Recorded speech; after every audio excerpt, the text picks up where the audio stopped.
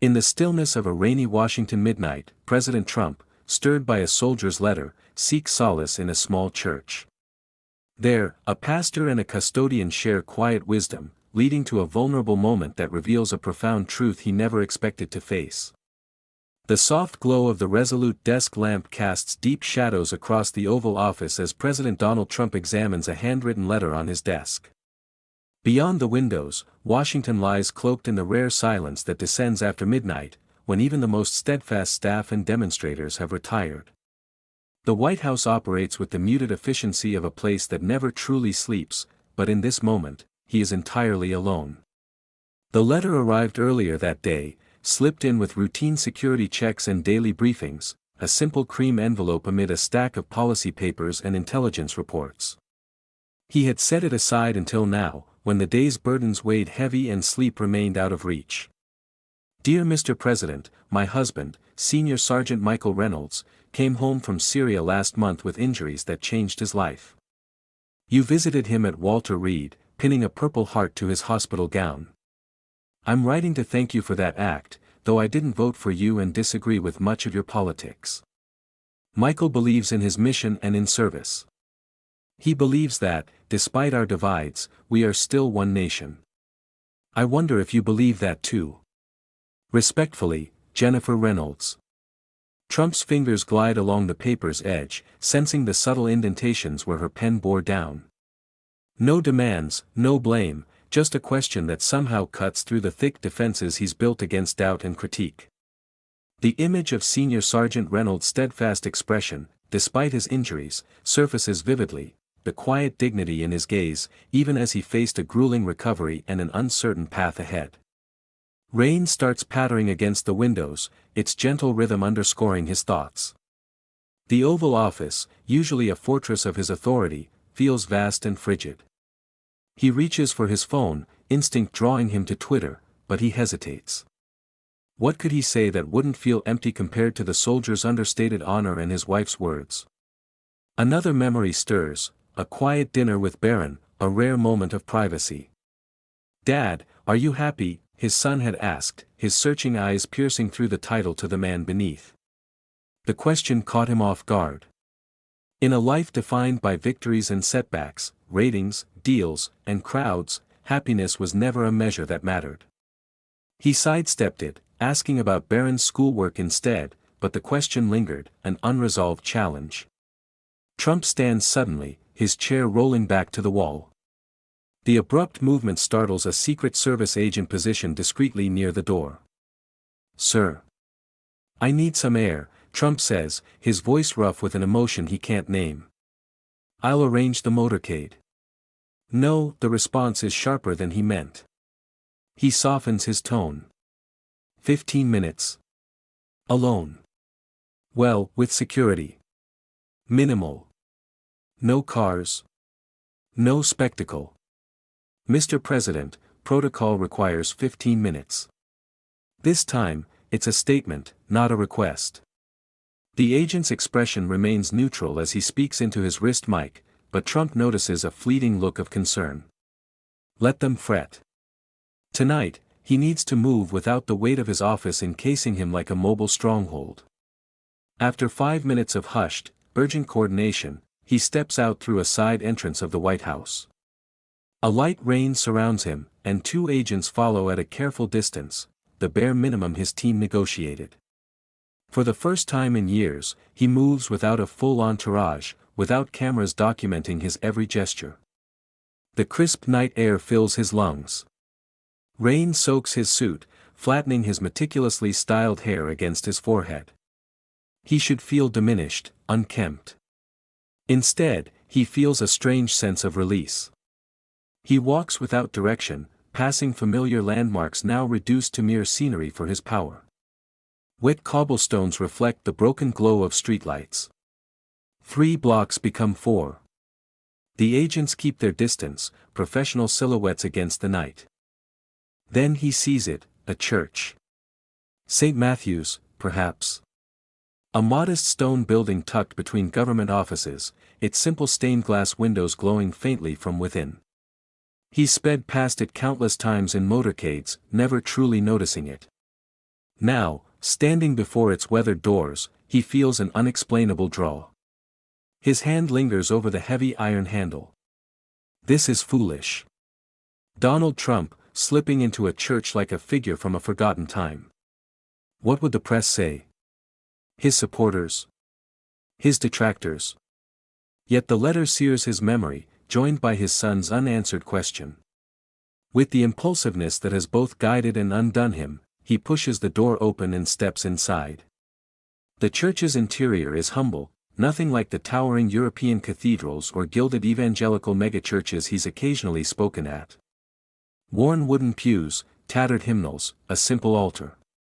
The air smells of wax candles and the dusty warmth of an old building warmed by an outdated heating system.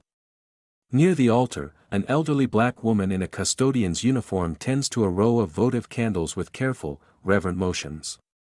On a back pew, barely discernible in the dim light, a gray-haired man reads by the faint glow of a clip-on book lamp. Trump selects a pew in the middle of the aisle and sits. His damp shoes squeak against the floor, the sound sharp and out of place in the quiet space. He becomes acutely aware of himself, not as a president, not as a billionaire, not as the persona he's crafted, but as a man, wet from the rain, sitting alone in an empty church. Time stretches on. The custodian continues her work, humming a soft, soulful melody. The man in the back turns a page. No one approaches, no one requests a photo or a moment of his time, no one presents issues needing resolution. Silence wraps around him, not strained or expectant, but calm, waiting. He looks at his hands. Capable hands. Hands that have signed executive orders, waved to enthusiastic crowds, shaped cityscapes, and closed deals. Now they rest strangely idle on his lap. Is there anyone who doesn't get a second chance? The question escapes his lips, a faint whisper, yet it seems to echo through the church. There's a rustle from the back pew. The gray-haired man closes his book and walks forward, stopping at Trump's pew. Up close, Trump sees he's older than he seemed, perhaps in his 70s. Reverend Thomas Wells, the man introduces himself, offering a hand. His handshake is firm, his gaze direct but not confrontational. To your question, that's not for me to judge. But in 65 years of ministry, I've never met anyone who didn't need a second chance. Even me? Trump asks, a trace of his usual defensiveness creeping in. The pastor gives a small smile. Especially those who think they don't. He motions toward the front of the church. Will you walk with me? Trump hesitates, then rises. The pastor doesn't hurry to fill the silence as they approach the altar, and Trump finds himself matching the older man's deliberate pace. At the altar, Reverend Wells points to a wooden carving on the front panel, hands breaking bread. My father was a carpenter, he says. He taught me the strongest wood is that which has been broken and lovingly repaired. His weathered finger follows the carving's lines. The Japanese have a tradition called kintsugi, repairing broken pottery with gold. They believe the fractures make it more beautiful, more valuable, not despite being broken, but because it was broken and healed. Trump studies the carving, noticing where the grain has shifted, creating a pattern more intricate than if it had grown straight and uninterrupted. They move to a simple stone font filled with water, their faces reflected in its surface, one pale and flushed with the mark of power, the other dark and carved with the patient wisdom of years. Water holds no memory, the pastor says quietly. It bears no grudges. It can be roused to a fierce storm, but given time and peace, it always returns to stillness. It can carve canyons through mountains, not with strength, but with persistence. He dips his fingers into the water, ripples distorting their reflections. And it can cleanse anything. Finally. They stand before a stained glass window, small and unassuming, yet striking in how colored light filters through, casting their faces in patches of blue, gold, and crimson. It depicts the parable of the prodigal son returning, the father rushing to embrace him. The pastor remains silent, letting the image convey its timeless truth across centuries and cultures, a story of brokenness and homecoming, of failure and redemption. "I've gone too far," Trump whispers, the confession surprising even himself. "Perhaps made too many mistakes," Reverend Wells acknowledges, neither justifying nor condemning. "But that's where grace starts, not from our perfection, but from admitting we can't perfect ourselves." The custodian pauses her work, lingering at a respectful distance, watching the unlikely pair with serene attention. Her voice rises, pure and resonant, filling the church's natural acoustics. No accompaniment, no audience, just a raw expression of faith that sustained her ancestors through trials, through struggle, through the long, unfinished journey toward the equality America has pledged but not always fulfilled. Trump closes his eyes. His words come haltingly, not the polished phrases of prepared speeches or the sharp retorts of debates and press conferences. He speaks of the fear beneath his confidence, the loneliness that has grown with his power, the man he once aspired to be versus the man he has become. "I don't know how to go back," he says at last, his voice low and raw with emotion. "I don't know if I can." "You can't go back," the pastor replies softly. "Grace doesn't turn back time. It redeems it. The question isn't whether you can undo what's done, but whether you're willing to walk a different path forward." Trump's final whispered words are too quiet for anyone but the pastor to hear, a question, a confession, a starting point. As he stands, his knees stiff from the unfamiliar posture, the custodian approaches.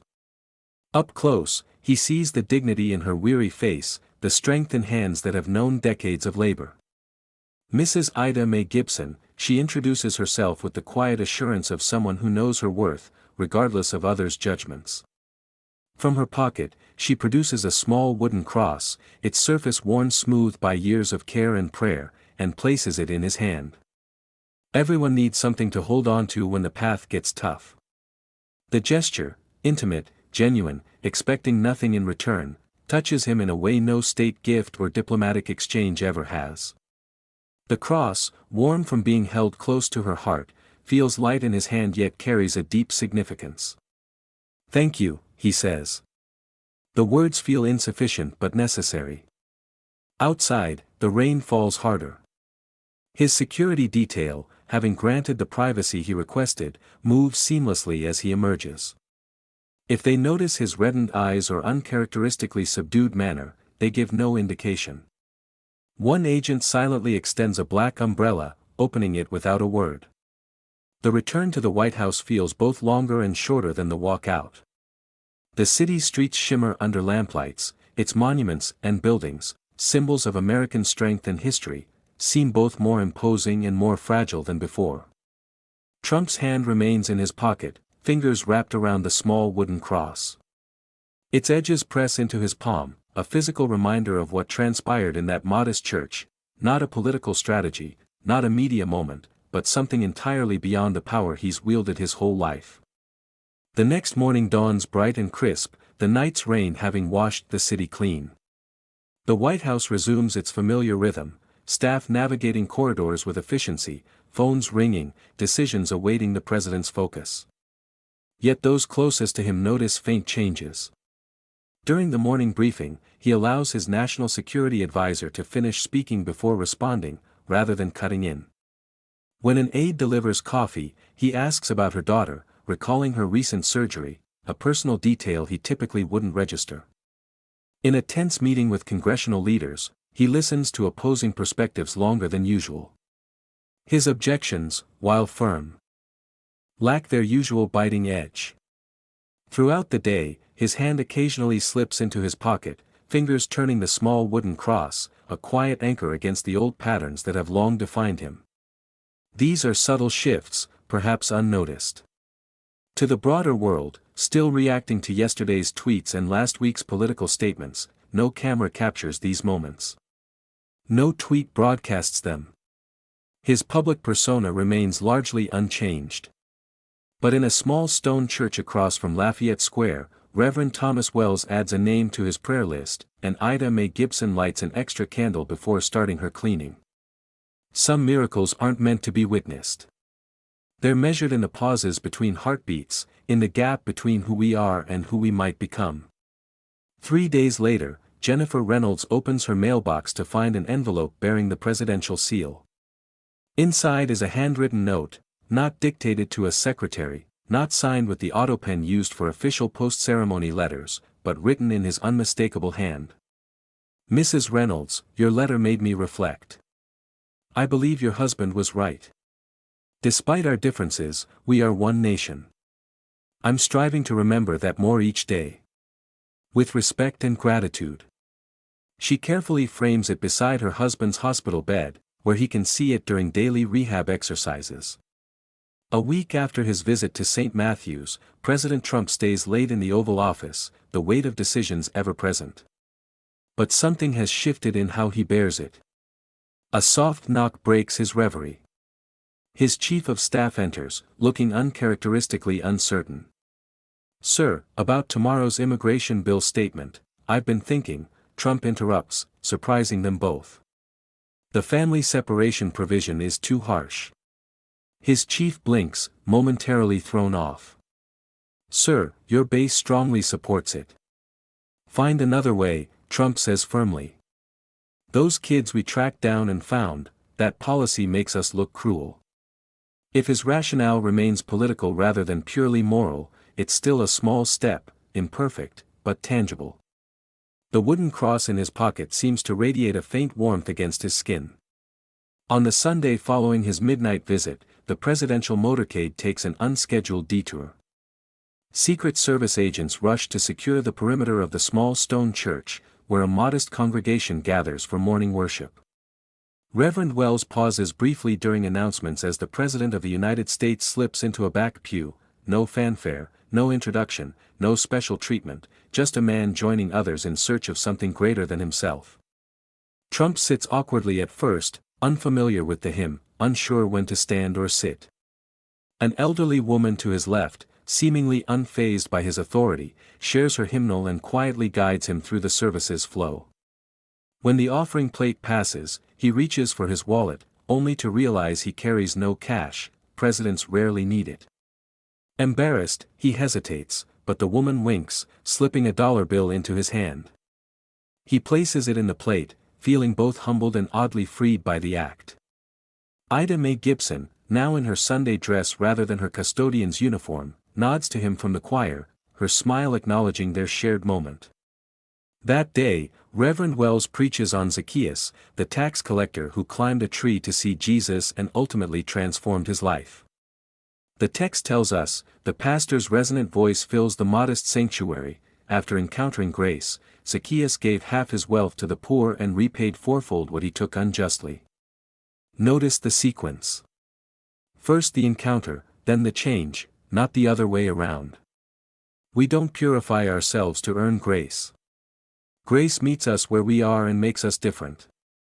After the service, Trump slips out before a crowd can form, avoiding what might become a media frenzy if others recognize him.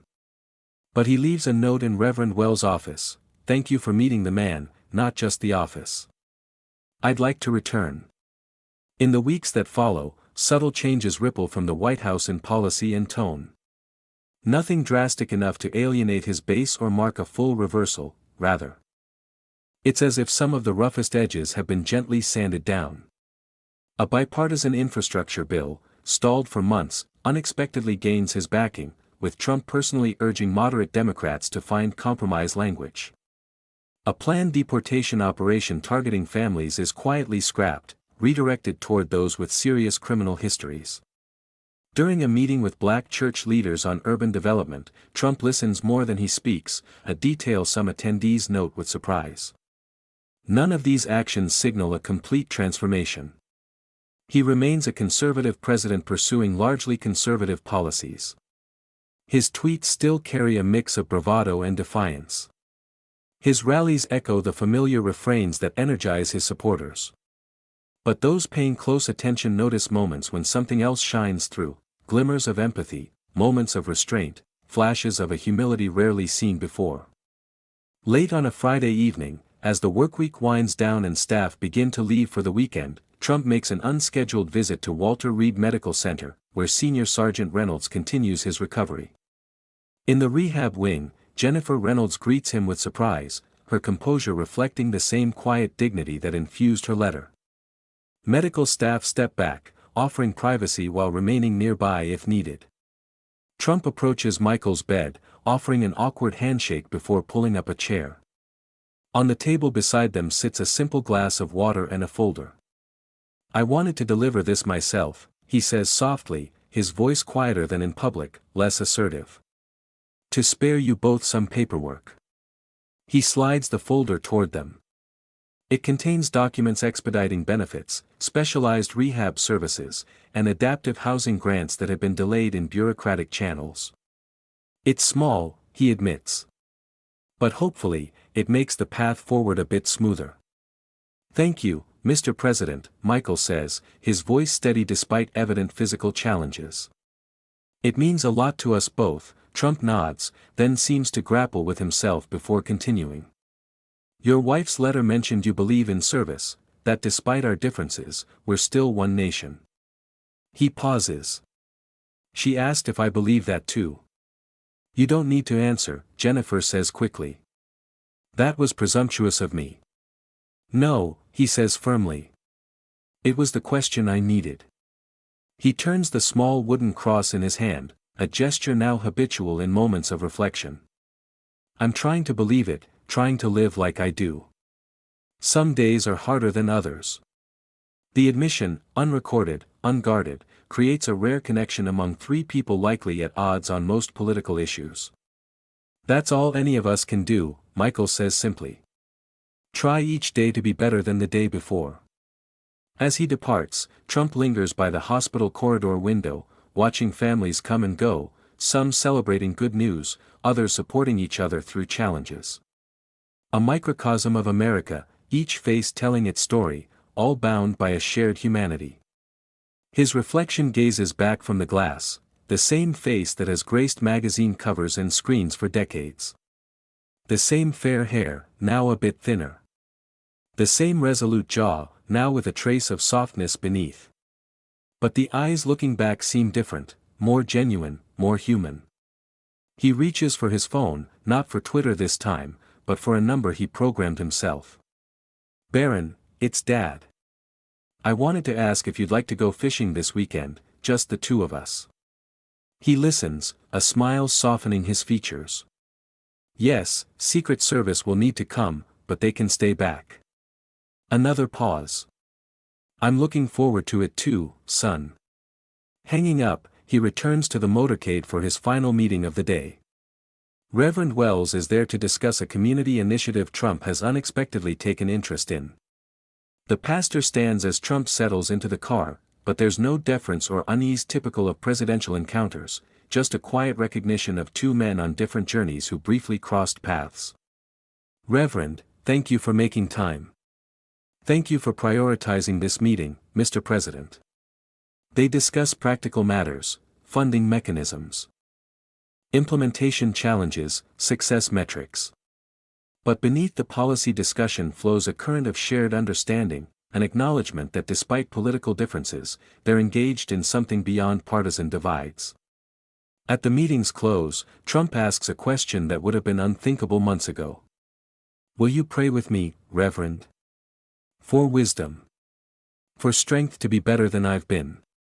Without surprise or comment, as if it's the most natural request, the pastor nods. They bow their heads together in the presidential limousine, the world's most powerful man and a pastor of a modest congregation, two mortals recognizing a wisdom and mercy greater than their own. This concludes our narrative journey. I trust you found this gripping saga of intrigue, cutting-edge innovation, and astonishing discoveries captivating. From where are you tuning in today? I'm curious to learn which corner of the globe this tale has touched. If this escapade held your interest, please give this video a thumbs up and consider subscribing to the channel for a steady stream of compelling, mind-expanding stories just like this one. Fresh material is posted frequently, ensuring you're always in the loop for the newest spellbinding adventures. Be sure to pass this video along to your loved ones and friends. It's a great way to share positivity and insight while expanding our circle of story enthusiasts. Your encouragement is invaluable. Thank you for joining me, and I look forward to welcoming you back for the next tale.